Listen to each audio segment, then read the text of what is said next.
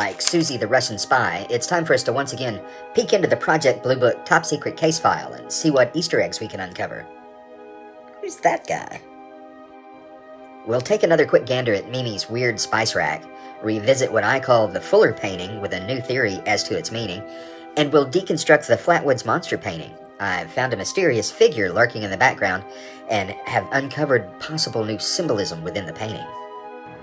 We also get a much clearer look at Mimi's decorative plates thanks to Pam Clem, and of course we'll revisit those beautiful scones. I mean sconces. There's a lot to unpack here, so let's start with the freshest eggs. The only potentially new Easter eggs I've spotted in this week's episode come as Mimi's tucking Joel into bed. Now, I'm not counting the poster of the solar system on the back wall, nor is bedspread with rocket ships and flying saucers. That's a little too obvious. But if you look underneath the lamp, there is a toy truck. Granted, that's a pretty ubiquitous toy from the 1950s, but it could reference the truck that Captain Quinn was riding in this week's episode, or it could refer back to the truck with a big antenna in it from the Foo Fighters episode earlier. The only other potential Easter eggs I could spot in this week's episode appeared to be some toy spaceships dangling in the shadows like a mobile just inside the door as Mimi walks in. It's been suggested that Mimi's spice rack looks like the satellite from Project Moonbeam. Nice try, kids, but I don't think so. Looks more like the radial engine of a Fokker DR-1 triplane to me. However, I have a feeling we probably aren't going to encounter the Red Baron in this series.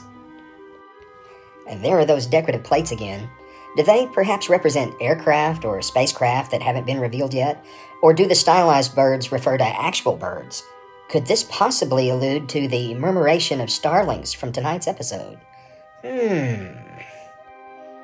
After a careful re-examination of what I've been calling the Fuller painting, I've come to believe that this doesn't depict Lieutenant Fuller's encounter with a UFO at all. Although Lieutenant Fuller's plane was damaged by the UFO, it didn't crash. No, I believe this more closely reflects what happened with Captain Quinn and Dr. Hynek when they tried to recreate his flight, and this painting is a plane crash if I've ever seen one. Project Blue Book is such a multifaceted show that even the Easter eggs have multiple layers of meaning, so bear with me while I peel this onion. For my big reveal this week, we revisit the painting that I believe depicts the Flatwoods monster. We'll start with a deconstruction of the painting by isolating the individual figures from the background. The easiest figures to identify are the two canine creatures on either side of the painting. The unusual symbol at the center of the picture bears a striking resemblance to the drawing of the Flatwoods monster from the second episode. And there's a mysterious figure lurking in the background behind one of the canine creatures on the left side of the painting. Next, let's boil these components down to their basic shapes and deal with them one at a time. I believe the dogs or wolves reference a plot point or story device that has yet to be revealed, so let's eliminate them from the equation.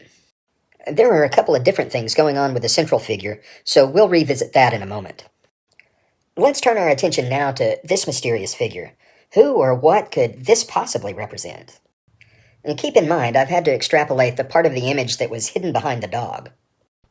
It struck me upon first viewing of the Flatwoods Monster episode how differently the monster is portrayed in the show than it was in real life. The show creators seem to acknowledge that, and although it's highly stylized, I think it's clear this is a callback to the original Flatwoods Monster. And what about the central figure? It's composed of three elements. The top is the easiest to deal with. To me, it's obvious that it represents the owl that was sitting in the top of the burned-out tree. The square could be highly significant, or it could simply be camouflage to keep you from seeing what's been hiding in plain sight all along. I think this represents the song How High the Moon, the earworm that literally drove poor old Lieutenant Fuller right out of his gourd. Finally, Episode 8 gives us our best look yet at the decorative wall sculptures that so closely resemble the alien artifact. Yes, your eyes do not deceive. That thing is moving. I've been calling these things sconces, though they're neither lamps nor candle holders, so technically I think sconces is not the correct word, an error I'll happily blame on my universal translator. Oh, rot. Sorry, boss. These sconces, or scones, you do realize there are two C's in that word, don't you? Missed it by that much. Do we have any scones? No scones. Well, then bring me a Ritz cracker with a slice of Lazarium on it. By your command. Where was I at? Oh, I'm just gonna keep calling them sconces. It's just easier that way. And my question is, do the number of sconces on the Hynix walls indicate that maybe there are more than one alien artifact? So until next time, keep watching the skies and give me a little space, man.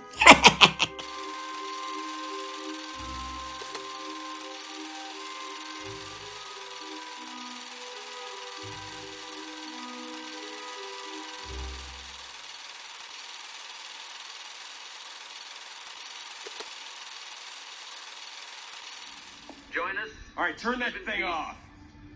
Or Turn it pursue off. your present